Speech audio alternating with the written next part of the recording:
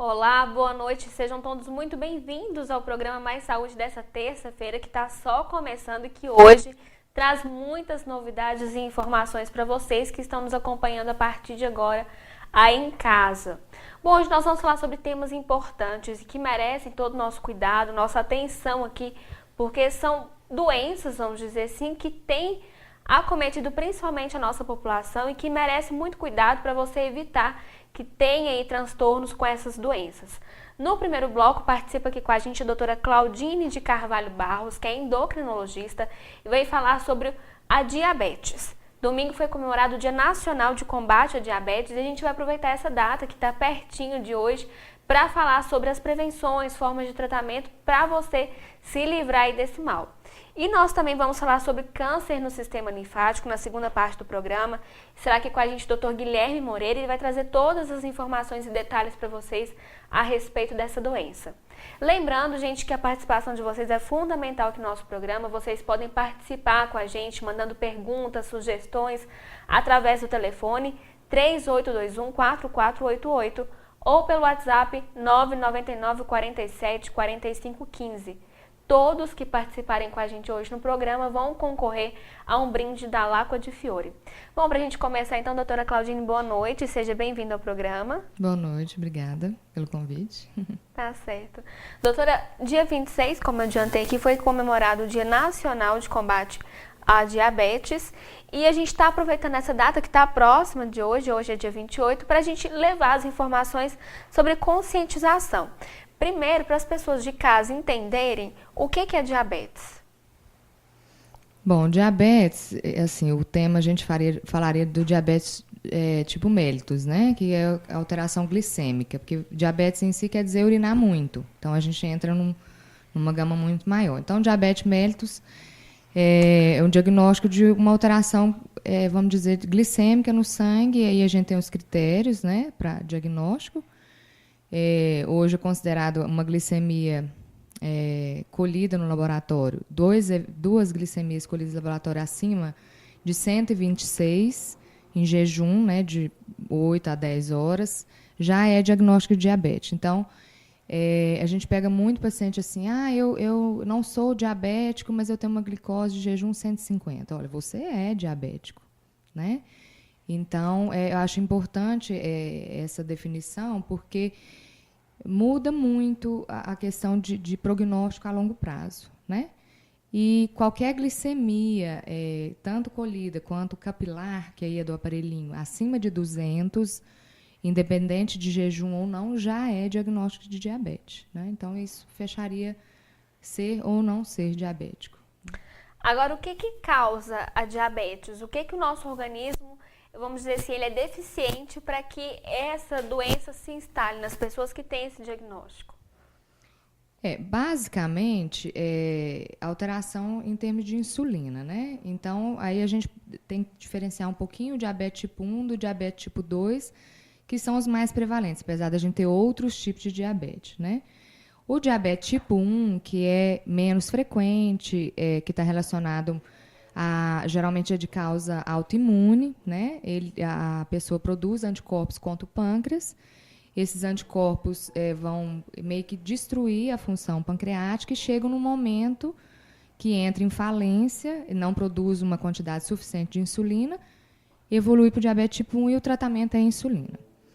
O diabetes tipo 2, que aí é o maior número de casos são de diabetes tipo 2, ele geralmente tem uma deficiência, em primeiro momento, na ação da insulina. Então, lá atrás, quando ele tinha uma glicemia um pouco alterada ou estava acima do peso, ele até produz muita insulina.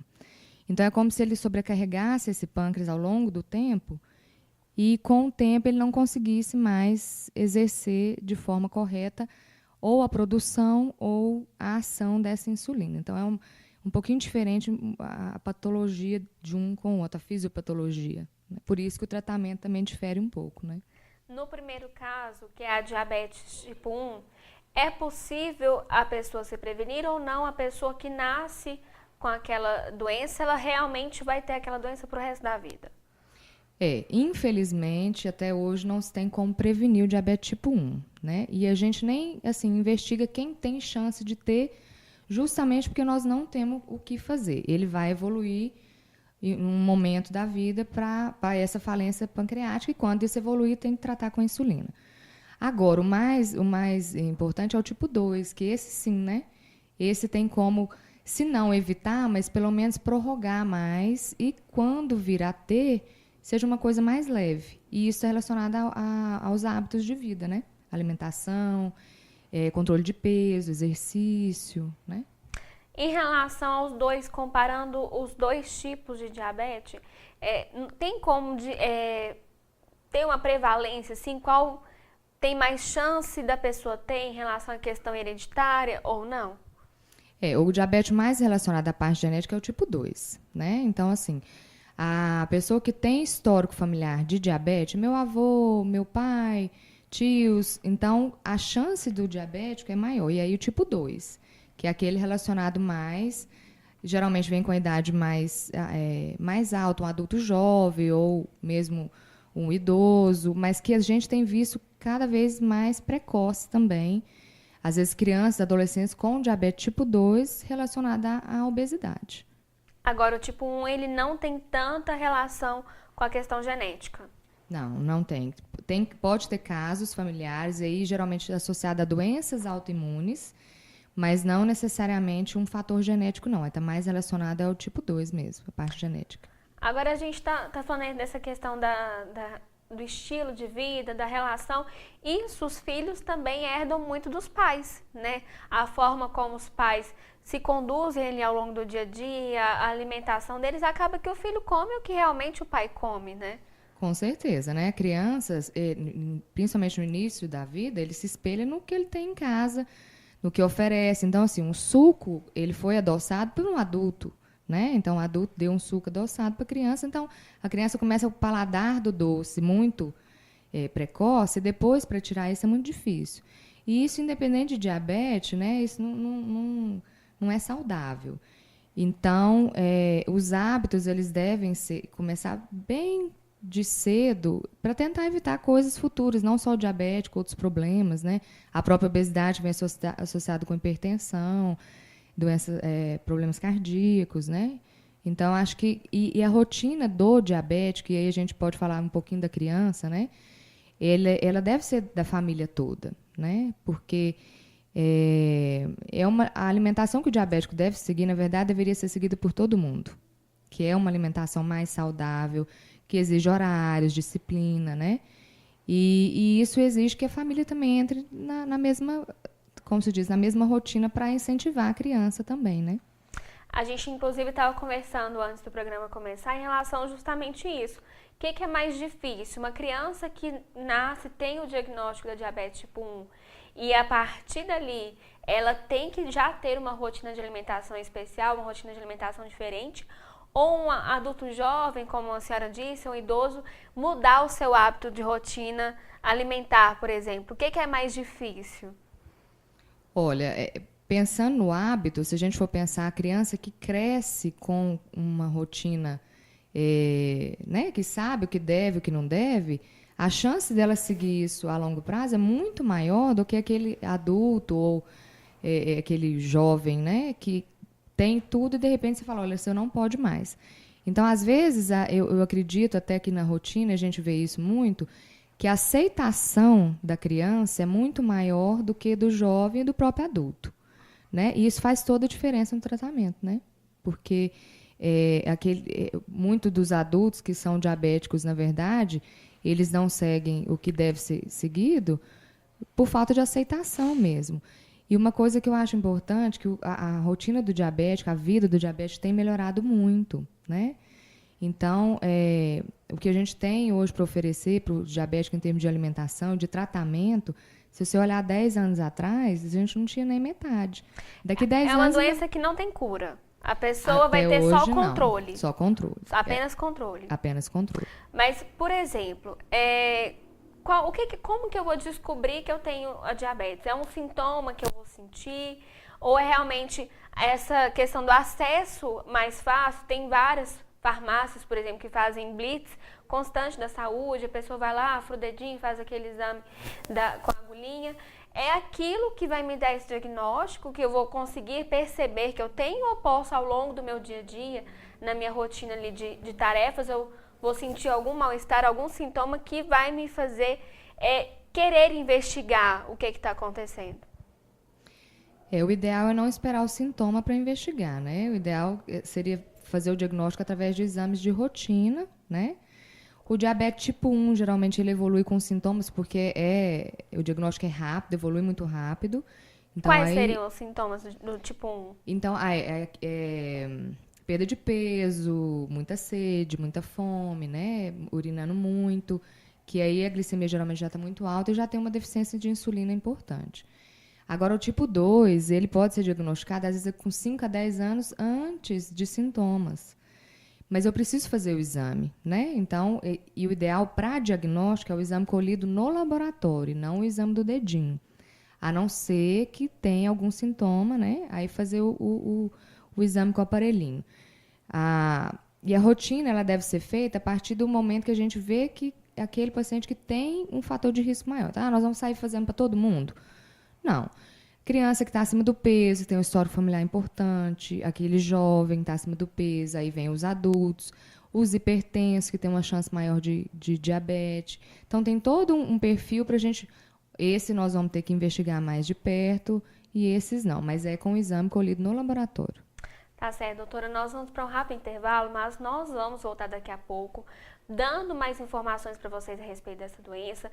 Lembrando que vocês podem mandar perguntas para a gente através do WhatsApp, o 999 47 4515 e também através do telefone.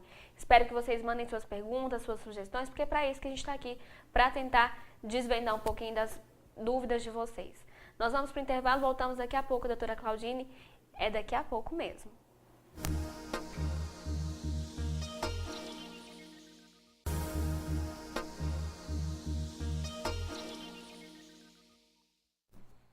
Voltamos com mais um bloco do programa Mais Saúde. Continua aqui comigo a doutora Claudine, que é endocrinologista e está tirando nossas dúvidas aqui, também a de vocês, em relação à diabetes. Doutora, tem uma pergunta aqui da Liderci. Ela quer saber se só os produtos que contêm açúcar, o doce, por exemplo, ele vai alterar a quantidade de glicose no sangue ou outros produtos também podem ter esse fator de risco. É importante a gente entender o que seria, né, essa alteração da glicose relacionada à alimentação.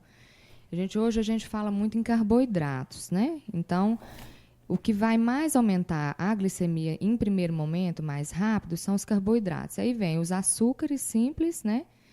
E os carboidratos que a gente fala que está escondido na alimentação. Num pão, num arroz, numa bolacha, numa fruta, né? Então, eu falo assim, é só o açúcar que eu coloco no bolo que vai aumentar a glicemia? Não, a farinha do bolo também, enfim.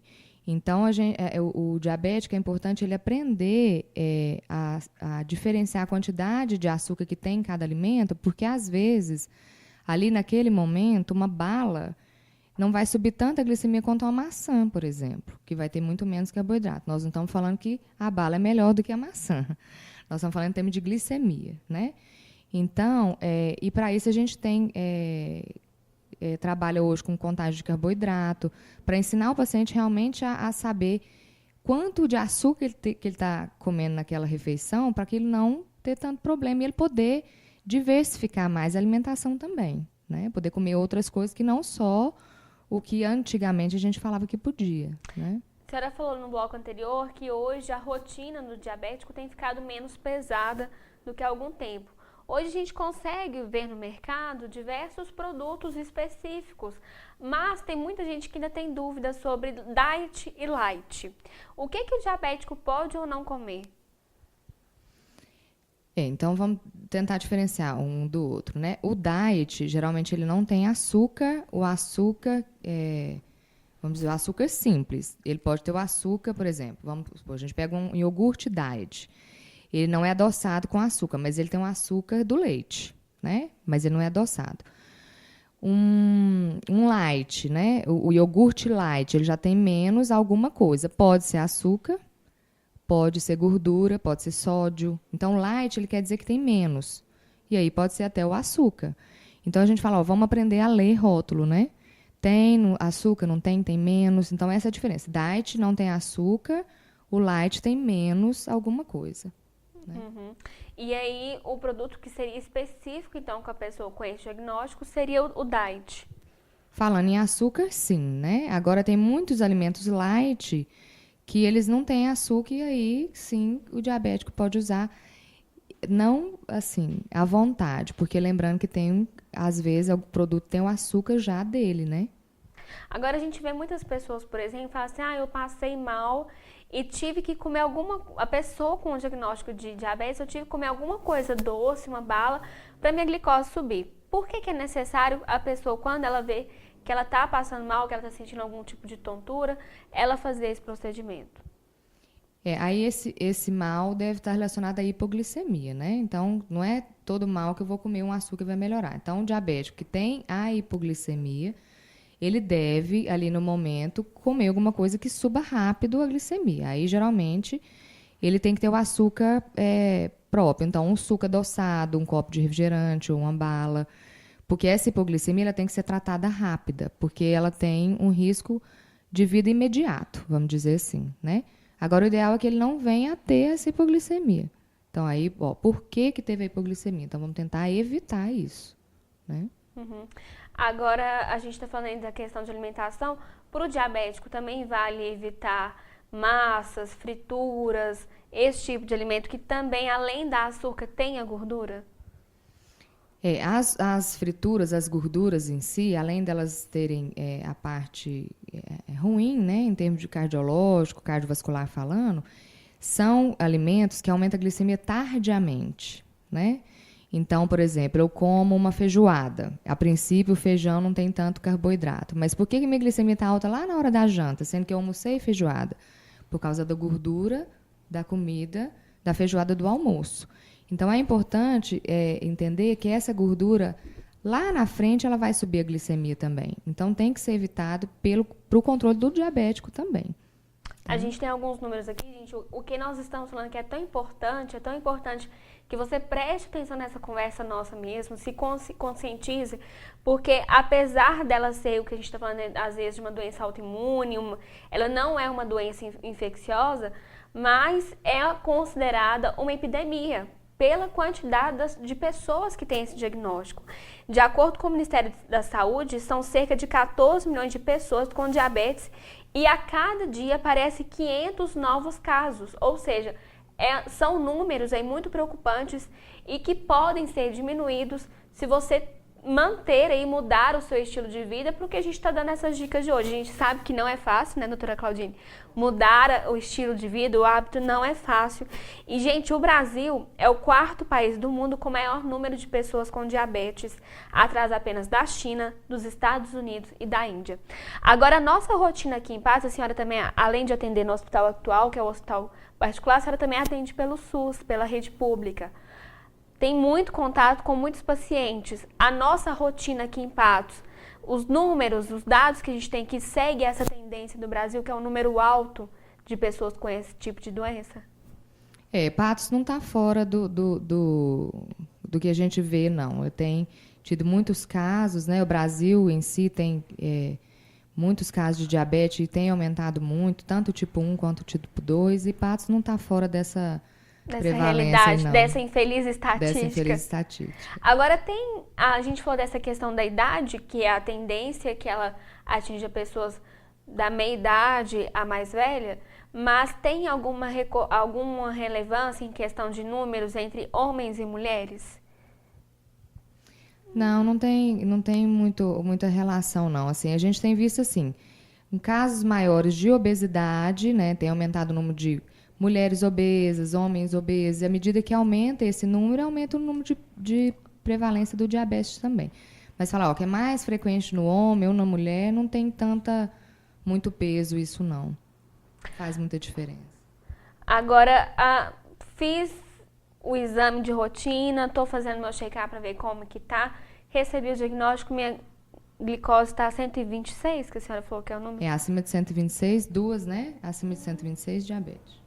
A minha deu esse número, que é um fator já que eu estou com diagnóstico de diabetes, como que deve ser meu tratamento? Existem tratamentos diferentes disponíveis aí no mercado? Tem algum que vai trazer menos desconforto para as pessoas que estão passando por esse processo? Então, falando do tipo 2, né? Porque o tipo 1 a gente não tem muito o que discutir em termos de tratamento, porque é insulina. Bom, o tipo 2, primeiro a gente vai ter que ver como que está peso, como que está a idade, sexo, outros fatores de risco. Mas, assim, em primeiro momento é realmente mudar o estilo de vida para poder, qualquer coisa que a gente for usar em termos de medicamento, ter um efeito melhor. Mas a escolha do medicamento é muito pessoal, né? Porque eu preciso realmente levar em conta isso. É sexo, é idade, é peso, são outros fatores de risco. Se é hipertenso, se tem colesterol alto, se não tem, né? Então, tem vários outros. Se tem uma alteração renal, alguma alteração em fígado. Tem efeito colateral para quem faz esse tipo de tratamento? Os medicamentos? Sim. Sempre tem, né? Um ou outro sempre tem. Então, a gente vai fazer a escolha daquele que o efeito colateral não seja ruim para aquele paciente em si, né? Mas a escolha do medicamento em si é muito pessoal. Agora, não tem como eu falar assim, agora eu vou comer muito no almoço e não vou jantar. Quem tem diabetes, ela também tem que ter essa rotina de alimentação de 3 em 3 horas, não pode ficar muito tempo sem comer. O ideal é seguir um padrão mais, uma disciplina maior, né? Então, não ficar muito tempo se alimentar, ao mesmo tempo, fica muito tempo se alimentar, a tendência é comer mais, né? Na verdade, uma rotina que todos nós deveríamos seguir, né? Então, são intervalos menores com menor quantidade de alimento por refeição. É o ideal. Tá, a gente tem uma pergunta aqui, gente, não deixa o nome. Quando vocês forem participar com a gente aqui pelo WhatsApp, pelo telefone, deixa seu nome pra gente saber com quem que a gente tá falando, pra quem que a gente tá mandando essa pergunta. Tá perguntando qual que é o tratamento mais avançado para o diabetes tipo 2, completando o que a gente estava falando agora há pouco. Avançado, não sei se você está perguntando em termos de medicamento, né? O diabético em si, o tipo 1, tipo 2, é uma doença que eles estudam muito e sempre tem novidade, né? Recentemente, foi lançada uma nova classe de medicamento para o diabetes tipo 2, que faz com que o paciente elimine mais quantidade de glicose pela urina. Então, é uma classe que tem sido bem promissora, porque a gente pode associar com vários outros sem ter prejuízo, mas que tem contraindicações também. Então, o que tem de mais promissor para o tipo 2, talvez, em termos de medicamento, hoje seria isso, sim. Agora, é fácil o tratamento pelo SUS? Esses medicamentos também estão disponíveis pelo SUS ou somente pela rede particular? Não. O que a gente tem de medicação pelo SUS, infelizmente, é muito pouco para o diabético, né? Nós temos insulina, 2 tipos de insulina, não temos outras. E temos 2 tipos de medicamento que a gente, né? Um atua estimulando a secreção de insulina e o outro estimulando, fazendo que essa insulina trabalhe um pouco melhor. E fora isso, a gente não tem várias outras classes, mas não tem a disponibilidade pelo SUS, não. É importante para quem tem diabetes associar todo esse tratamento, vamos sair mais medicamentoso, com o tratamento também de cuidado com o corpo, de exercício. É importante também ter essa prática? O diabético em si, ele deve ter um cuidado multidisciplinar, na verdade, né? Precisa de um profissional para cuidar ali do controle glicêmico, precisa de um nutricionista, do educador físico, hipertenso, o cardiologista tem que entrar junto. Então, são várias pessoas para cuidar de um só, para que dê tudo certo no final. Agora, nesse momento é importante mesmo que a gente está falando que é o apoio da família, dos amigos, evitar chamar para comer a feijoada no fim de semana, deixar fazer um pratinho mais leve quando for convidar o amigo para almoçar em casa, né? Isso tinha que ser para todo mundo, né? Agora, para a gente resumir aqui nosso bate-papo de hoje, doutora Claudine, tem algum recado que você quer deixar para as pessoas que estão assistindo a gente, que é importante sobre isso que a gente está falando, porque pelos números que a gente falou aqui, são números muito assustadores mesmo, né? Eu acho que o mais importante é assim, o paciente que já sabe que é diabético, não deixar de acompanhar, não deixar de fazer controle. O que a gente tem visto, que a gente tem conseguido diminuir muito as complicações lá na frente, né? Graças a melhora no tratamento, né? Então, aceite a doença, vá atrás, trate.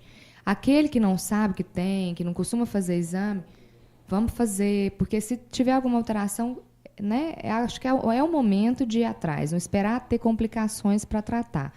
Como é uma doença muito prevalente, nós temos que trabalhar com a prevenção. É o que nós temos. Nós não podemos ir lá na frente e falar, olha, agora você já tem uma complicação e não tem o que fazer. Então, assim, é conscientizar todo mundo a se cuidar, na verdade. Né? Eu acho que é a mensagem que eu queria deixar.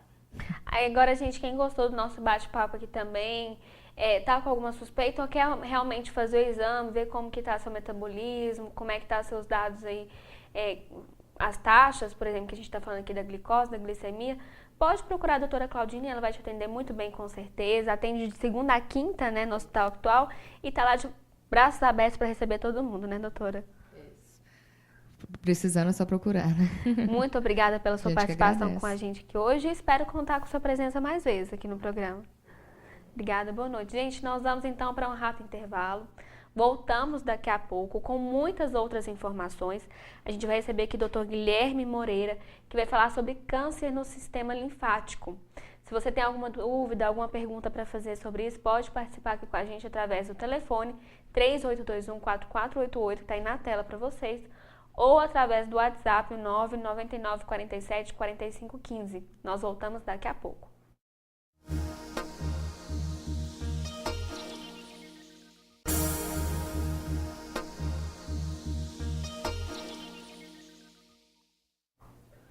Voltamos com a nossa segunda parte do programa Mais Saúde de hoje. E aqui comigo o Dr. Guilherme Moreira, que é hematologista, e vai falar pra gente sobre câncer no sistema linfático. Se você tem alguma dúvida, alguma sugestão, quer mandar perguntas aqui pra gente, participe conosco através do telefone 3821-4488 ou pelo WhatsApp 999 47 45 15. Se vocês quiserem mandar as perguntinhas direto para o WhatsApp, eu fico aqui com o tablet na mão. É mais rápido aqui no nosso bate-papo, mas lembrando que vocês devem mandar para a gente não, para a gente saber com quem que a gente está falando. E também todas as pessoas que participarem com a gente vão concorrer no fim do programa a um brinde da Lacqua de Fiore. Então, para a gente saber quem que é o nosso sortudo ou sortuda de hoje no programa. Bom, para a gente começar nosso bate-papo, então, doutor, muito obrigada pela sua participação comigo aqui hoje. Boa noite também, né? Boa noite. Eu que agradeço a oportunidade de estar aqui para poder esclarecer um pouquinho mais sobre essa doença. Na semana passada, o ator, né, conhecido por muitas pessoas, Edson Celulari, foi diagnosticado com câncer no sistema linfático. Queria até que o senhor falasse para a gente a forma correta de como o câncer que ele foi diagnosticado chama, porque eu posso falar que errar a pronúncia, né?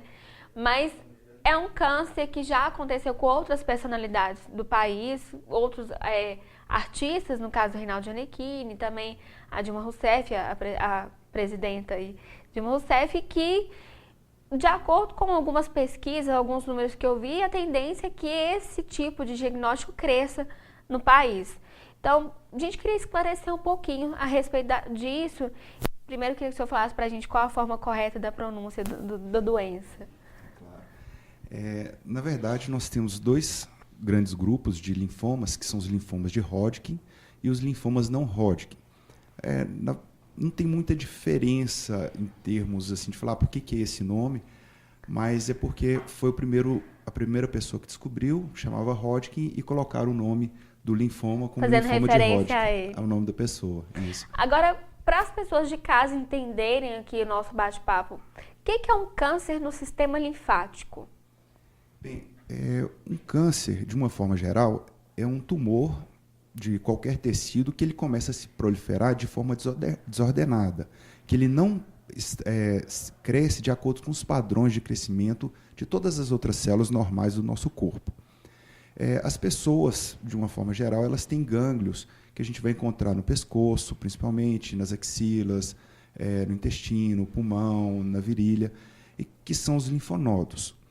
Quando um desses linfonodos começa a ter uma proliferação dentro dele de forma desordenada, a gente fala que é o linfoma. Isso aí que seria o câncer, né? E que aí a gente vai ter o linfoma que pode ser o de Hodgkin ou o linfoma não Hodgkin. Agora, qual que é a diferença entre os dois, então, o Hodgkin e o não Hodgkin? A diferença, ela são várias coisas que a gente vai avaliar. Primeiro, a faixa etária, onde que um e que o outro vai acometer, né?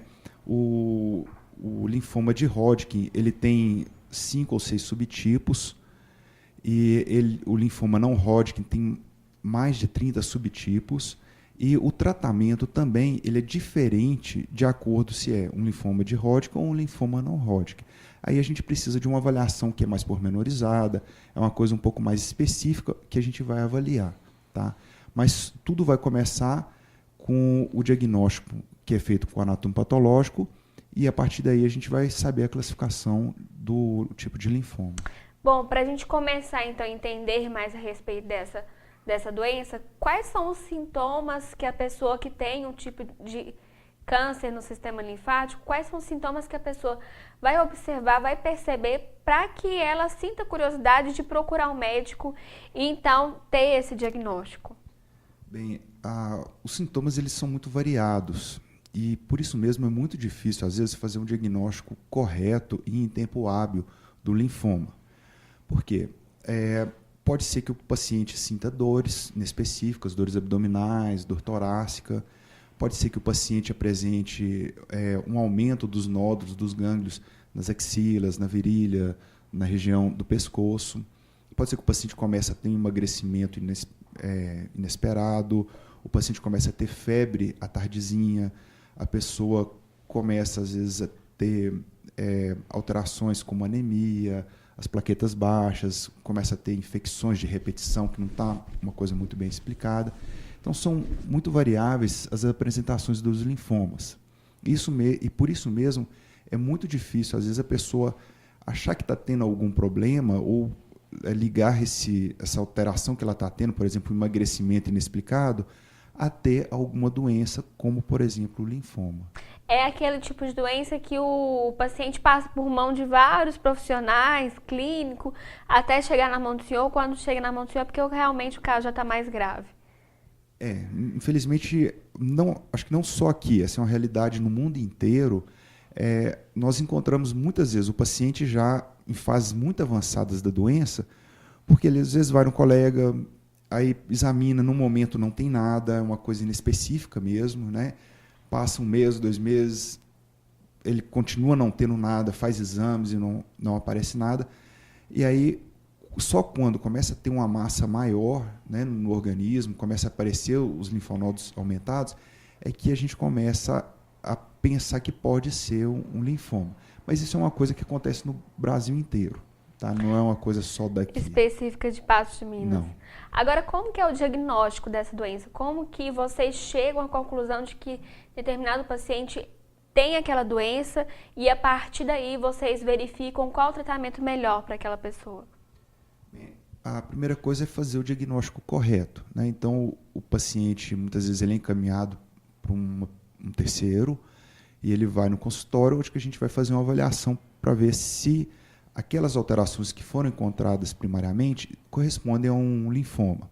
Se a suspeita for grande, vai ser encaminhado para um cirurgião para fazer uma biópsia do linfonodo ou de outra massa que por acaso exista, e a partir daí a gente vai encaminhar para fazer o anatomo patológico e a imunistoquímica. Esses são os exames de laboratório que vão diagnosticar se é mesmo linfoma e qual o subtipo de linfoma. Através do exame de sangue? Não, através, a gente vai retirar um pedaço do nódulo Uma autópsia ali uma biópsia. Uma biópsia, perdão. Isso. É como se você analisasse realmente aquele material que foi retirado do corpo da pessoa para verificar se é maligno, se é benigno. Isso. E já nessa verificação para ver se é o linfoma ou não é, porque a gente pode ter outros nódulos que podem ser outros tipos de câncer também. Isso é muito comum de acontecer. Então, com o resultado da biópsia, mostrando que é um linfoma, a gente vai passar para um segundo estágio, que é o estadiamento, que nós vamos avaliar como que esse linfoma está dentro do organismo da pessoa. Se ele está levando a um acometimento muito amplo ou um acometimento menor, né?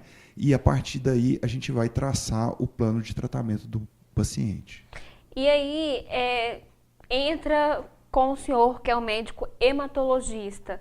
O que significa essa especialidade? Qual que é o seu trabalho para que você consiga ajudar no tratamento desse paciente? A hematologia, ela abrange todas as doenças que se dão ao nível do sangue, né? O linfoma, ele é uma doença do sangue. Os linfonodos fazem parte da estrutura do sangue, né? Eles servem de filtração para a linfa, que é um subproduto do sangue. E nisso aí, o hematologista ele tem na sua especialização uma parte que é a oncohematologia. Então, as leucemias, o mieloma, mielodisplasias, os linfomas, todos eles são tratados pelo hematologista, assim como também podem ser tratados por oncologistas especializados nessa área. Agora, aqui em Patos, a gente tem aí capacidade de fazer diagnósticos e tratamentos eficazes dessa doença? Sim, já há um bom tempo aqui nos hospitais nós temos tanto com relação a fazer o diagnóstico correto em tempo hábil, quanto também fornecer praticamente todo o tratamento para um paciente com linfoma, né? O que nós não temos aqui ainda é o transplante de medula óssea, que em alguns casos específicos de linfoma é necessário fazer, como foi o caso do Reinaldo Gianecchini, muitos anos atrás, mas a gente tem convênios com outros hospitais, principalmente em Belo Horizonte, onde o paciente faz uma parte do tratamento aqui e é encaminhado para essa segunda fase do transplante em Belo Horizonte. Tá certo, doutor. Nós vamos para um rápido intervalo e daqui a pouco, então, a gente volta falando para vocês aí de casa, porque a gente falou da parte do diagnóstico. Mas como que é esse tratamento? É um tratamento invasivo? É um tratamento fácil ou não? A chance de cura dessa doença? E aí, todas as perguntas que vocês tiverem, as sugestões aí, as dúvidas que vocês tiverem, podem participar aqui com a gente, mandando para a gente através do telefone que está aí na tela e também através do WhatsApp 999 47 45 15. Lembrando, gente, que daqui a pouquinho a gente vai sortear o brinde da Lacqua di Fiore e todas as pessoas que estiverem participando com a gente vão concorrer ao prêmio. Nós voltamos daqui a pouco.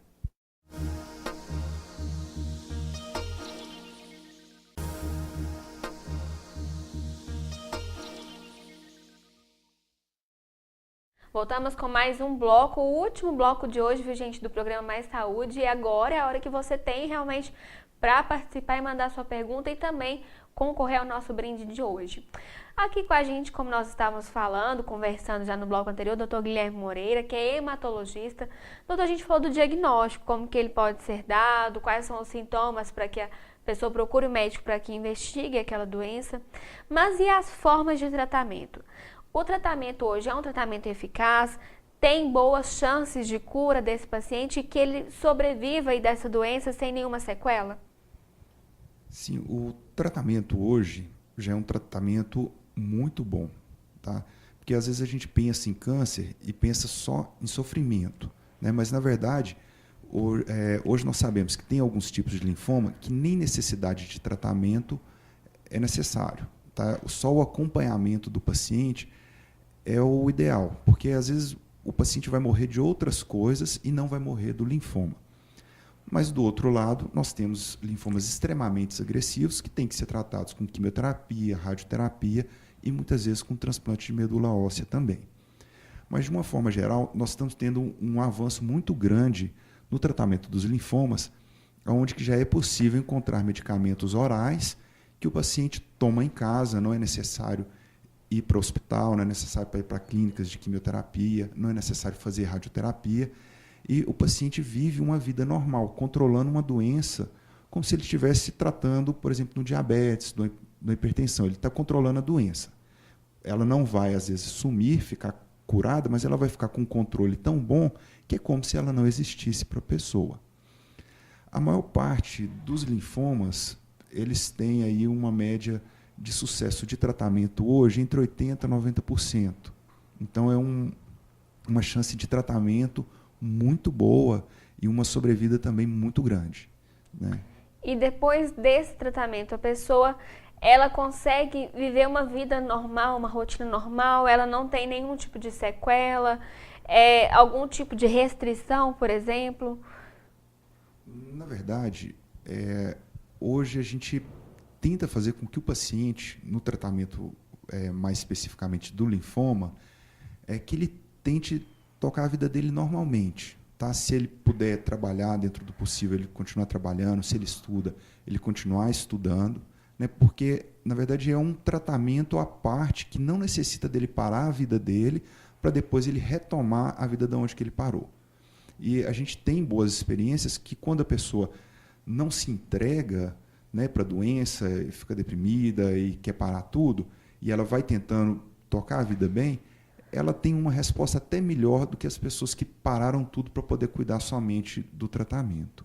Agora, doutor, a gente está falando aí desses tratamentos que o senhor expôs para a gente, que é bem parecido com o tratamento normal que a gente já conhece em relação ao câncer, aos outros tipos de cânceres, mas tem um tratamento que foi feito, que a gente estava conversando agora há pouco aqui no intervalo, que é o tratamento que o ator Reinaldo Gianecchini fez, e que ele retirou uma parte da medula óssea, congelou e depois reimplantou. Como que é esse processo? Ele não precisou, por exemplo, de receber uma doação de um outro paciente, procurar um doador compatível, ele pôde utilizar o próprio material dele, que era a medula dele. Como que é esse tratamento? É um tratamento bem sucedido e é feito somente pela rede particular, feito pelo SUS também? Em alguns tipos de linfoma, principalmente os linfomas mais agressivos, pode ser que a gente precise fazer o transplante de medula óssea. Mas o que seria isso, então? O transplante ele vai servir, na verdade, como um truque para que nós possamos fazer uma quimioterapia mais intensiva e muitas vezes mais agressiva para o paciente. Então, eu faço uma análise da medula óssea do paciente, vejo se ela está perfeita, se ela não foi infiltrada pelo linfoma, e aí eu retiro ela, uma parte dela, e guardo. E aí eu vou fazer a quimioterapia que é necessária para tentar curar o paciente, e depois eu vou reinfundir essa própria medula óssea que foi retirada do paciente nele. E aí a medula vai pegar dentro de alguns dias, e depois o paciente normalmente fica liberado e muitas vezes consegue a cura com isso, né?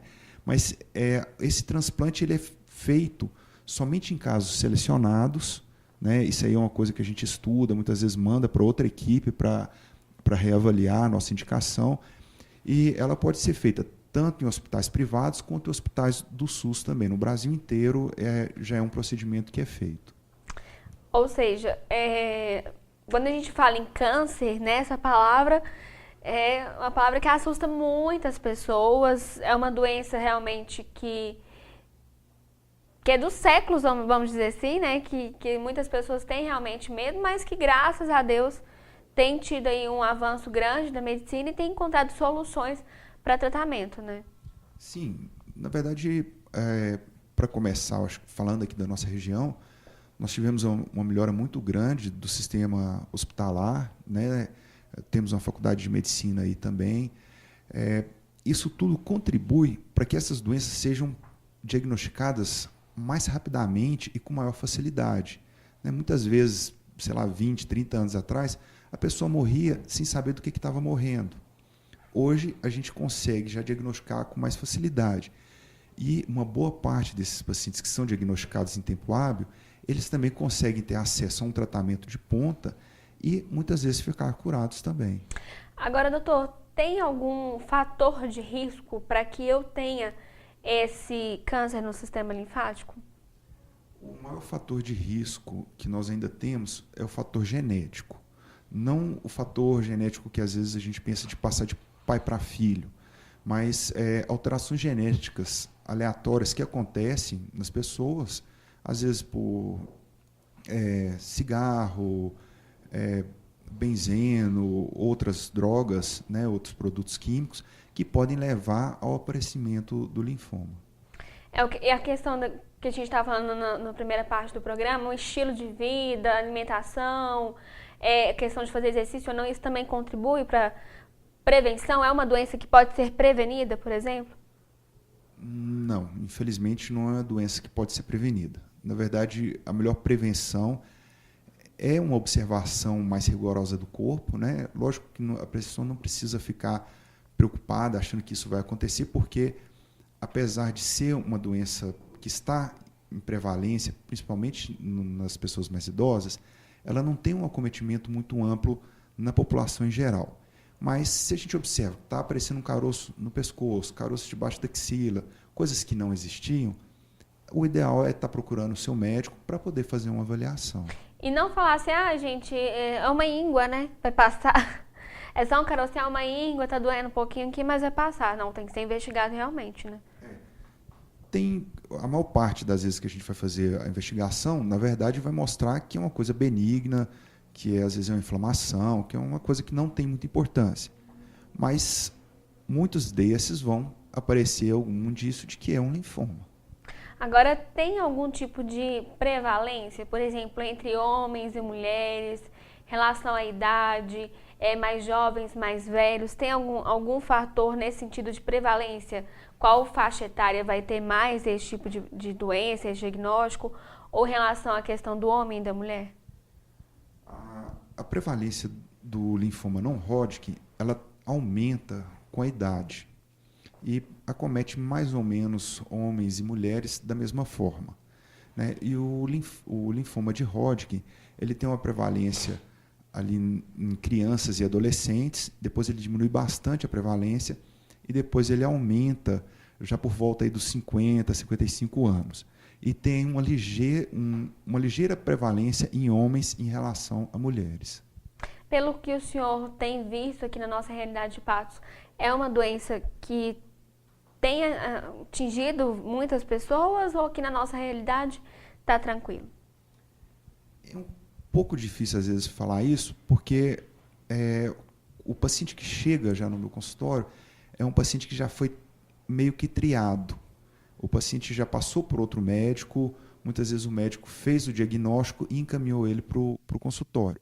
Mas a gente estima, nos locais onde que eu trabalho, em torno aí de pelo menos uns 20 pacientes com linfoma por ano, diagnosticados aqui na região.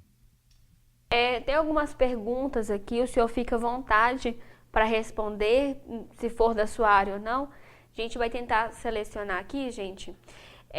A Vita, do bairro Aurélio Caixeta, ela está querendo saber se a mulher, após os 60 anos, também pode ter esse tipo de câncer. É o que a gente estava falando aqui agora.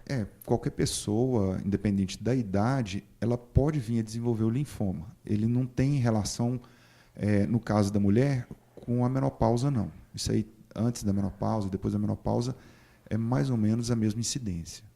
Tem uma pergunta aqui também da Fátima, do bairro Lagoa Grande, participando aqui com a gente pelo telefone. Ela falou que a filha dela apareceu com um caroço no pescoço e ela queria saber o que pode ser esse caroço. A gente está falando aqui da doença, mas assim, é lógico que a gente está falando que as pessoas devem ficar alertas às mudanças no corpo, mas também não precisa de todo mundo ficar assustado, né, doutor? Claro. Desespero não é uma coisa muito boa. Acho que a primeira coisa é avaliar se esse caroço, se ele está móvel, se ele não está móvel, né? Se ele está móvel, normalmente é um caroço que é o nosso habitual mesmo, que aparece principalmente se for criança. Se ele está dolorido, se não está dolorido, se ele está aumentando muito de tamanho. E, sempre que possível, levar ao médico para que o médico possa fazer uma avaliação. Que ele tem condições, às vezes tem experiência, para poder falar se aquilo ali é uma coisa benigna ou não. No consultório mesmo, no exame físico, na maior parte das vezes a gente já consegue determinar se é um linfoma, ou pelo menos uma suspeita, ou se é algo benigno ou um processo inflamatório, por exemplo. A Maria Helena, do bairro Brasil, querendo saber se um edema na próstata já é o câncer. Não, aí é outra coisa, né?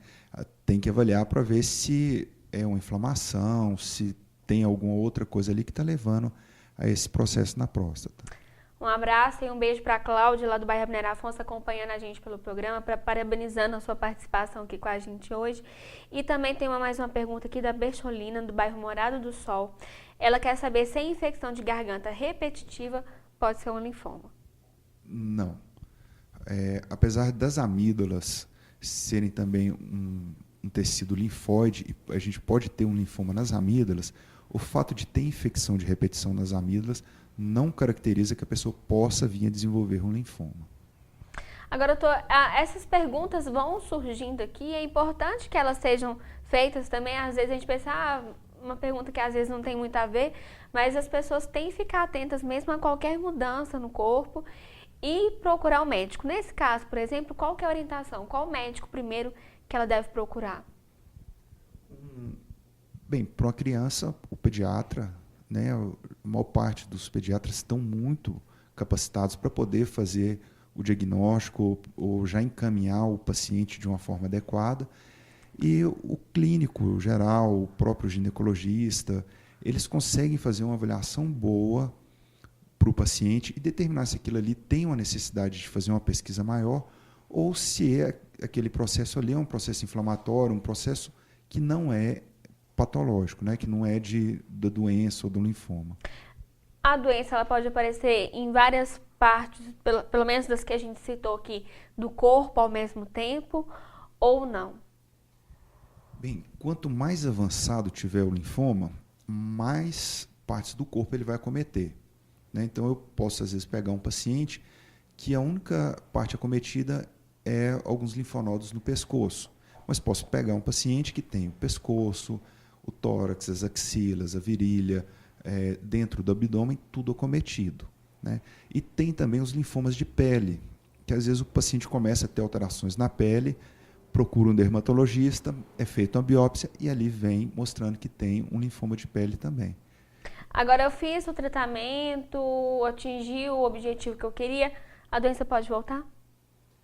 Infelizmente, pode voltar, né? Mas nós fazemos o acompanhamento aí pelo menos 10 anos depois do tratamento, objetivando avaliar se o paciente vai ter uma volta ou não, né? Mas o paciente com 10 anos, normalmente a gente de acompanhamento, nós consideramos que o paciente está curado.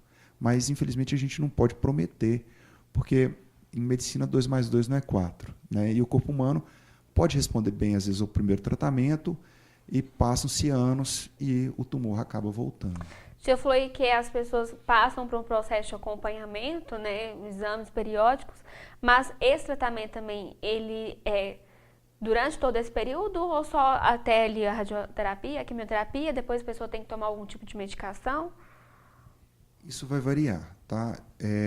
Vou colocar na maior parte dos tratamentos, o paciente é feito o diagnóstico, ele é feito algumas sessões de quimioterapia, depois complementa com radioterapia, se for o caso, e ele é reavaliado novamente. Se nessa reavaliação mostrou que ele está curado, que ele já não tem mais nenhuma atividade do tumor, ele vai ser acompanhado no consultório, fazendo exames periódicos, né, para determinar se ele está se mantendo bem e sem o tumor. E à medida que o tempo vai passando, nós vamos passando também essas visitas ao consultório e também esses exames. Tá certo, doutor. Eu queria agradecer muito a sua participação comigo aqui hoje. Espero contar com o senhor mais vezes aqui no programa também, foi muito esclarecedor. E deixar um recadinho pessoal resumindo esse nosso bate-papo aqui com uma forma de orientação e onde também o pessoal pode te encontrar. Eu que agradeço, né, essa oportunidade de poder esclarecer um pouquinho mais, porque tudo que fala a respeito da saúde é importante a gente ter um pouco de noção, de saber um pouco mais, né? O conhecimento ele nunca ocupa espaço na nossa vida. Eu atendo em 2 hospitais aqui, principalmente, que é o Hospital Nossa Senhora de Fátima e o Hospital Vera Cruz. Precisando, eu estou à disposição. Espero contar com o senhor mais vezes aqui. Gente, Obrigado. finalizamos mais um programa, chegamos ao fim de mais um programa.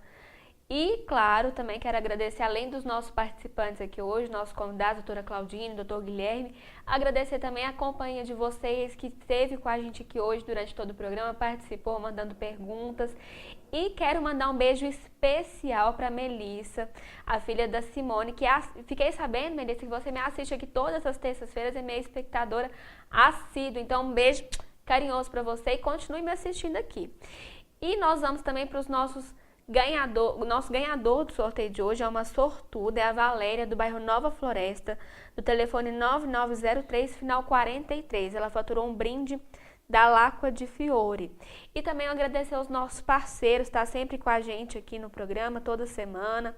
Agradecer a Floricultura Apolo, trouxe um arranjo maravilhoso para a gente aqui hoje, de orquídeas e e rosas, laranja artificial. A Floricultura Apolo fica aqui pertinho da NTV, ao lado do Banco do Brasil. O telefone de lá é 3822-2200. Agradecer a Enigma, que me veste todas as terças-feiras. Fica na Rua General Osório, o telefone tá aí para vocês. Sempre muitas novidades para vocês podem ir lá na loja conferir. E agradecer também ao Salão Thiago Lima, toda a sua equipe que me atende todas as terças-feiras lá, com muito carinho. Gente, um beijo carinhoso para vocês também. E a gente volta a se encontrar na próxima semana com muito mais informações e muito mais saúde. Até lá!